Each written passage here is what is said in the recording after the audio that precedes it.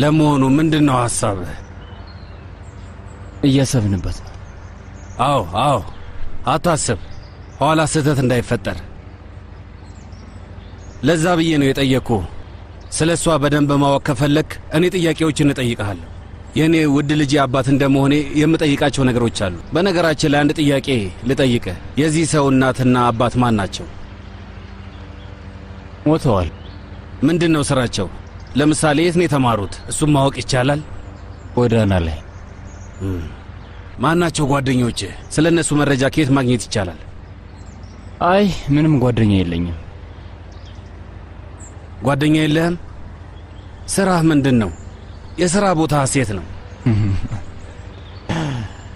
ቁማርተኛ ነኝ። በትክክል ሳለሙ የነበረው አይነት ሙሽራ ነህ።